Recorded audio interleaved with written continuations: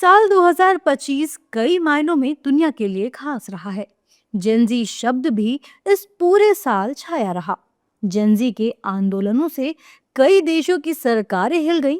वहीं नेपाल जैसे देशों में जेंजी आंदोलन ने सत्ता को ही उखाड़ फेंका। आपको बताते हैं कि दुनिया में इस साल कितने जेंजी आंदोलन हुए और कौन-कौन से देश इससे प्रभावित रहे। सबसे पहले बताते हैं जेंजी है क्या। जेनजी वो लोग हैं जिनका जन्म 1997 से 2012 के बीच हुआ है, यानी वर्तमान में जिन लोगों की उम्र 13 से 28 साल की है।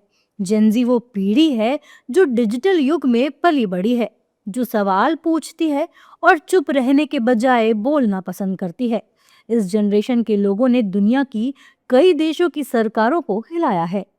सबसे पहली बात नेपाल के जेंजी आंदोलन की, जहां के युवा भ्रष्टाचार और बेरोजगारी से तंग आ गए थे। हद तो तब हो गई जब नेपाल की सरकार ने सोशल मीडिया प्लेटफॉर्म्स पर बैन लगा दिया। इसके विरोध में युवा भड़क गए और 8 सितंबर 2025 को लाखों की तादाद में सड़कों पर उतर आए। नेपाल के कई शहरों में सुरक्षा बलों से इन युवाओं की झड़पें हुई और नाराज युवाओं ने कई सरकारी भवनों और नेताओं के घरों में आग लगा दी। इस बीच गंभीर हालात को देखते हुए प्रधानमंत्री केपी शर्मा ओली ने इस्तीफा दे दिया। इस तरह जेनजी युवाओं ने नेपाल की सरकार को उखाड़ फेंका। हमारी लिस्ट में जो अगला देश है उसका नाम है मेडागास्कर। ये एक अफ्रीकी देश है जो हिंद महासागर में स्थित है। यहाँ 14 अक्टूबर को पानी की कमी को लेकर जेंजी के व्यापक विरोध प्रदर्शनों के बाद राष्ट्रपति एंड्री रेजोलिना देश छोड़कर भाग गए। नेपाल के बाद 2025 में ये दूसरा देश था जहां जेंजी ने सत्ता परिवर्तन कर दिया। अब बात करते हैं ऐसे देशों की जहां जेंजी आंदोलन तो हुए लेकिन सरकारें नहीं गिरी। हालांकि इन आंदोलनों के सामने सरकारों को झुकना पड़ा। पेरू में अक्टूबर महीने में बड़ा जेंजी आंदोलन देखने को मिला।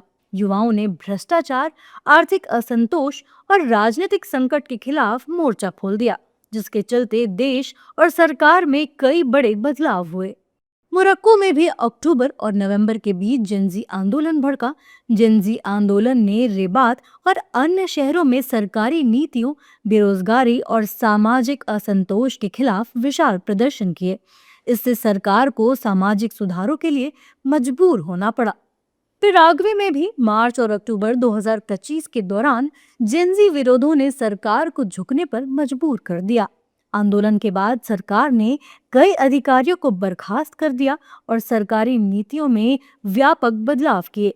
पिराग्वे में भी जेंजी ने सरकार से अधिक पारदर्शिता और बेहतर सामाजिक सेवाओं की मांग की थी। अब बात करते हैं केन्या की। ये भी एक अफ्रीकी देश है।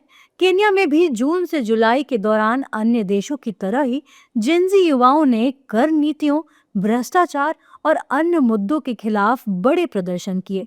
सरकार ने विरोध को दबाने के लिए डिजिटल निगरानी और कार्यवाही जैसे कदम उठाए, लेकिन बाद में सरकार को विवादित टैक्स प्रस्ताव वापस लेने पड़े और आर्थिक फैसले भी बदलने पड़े।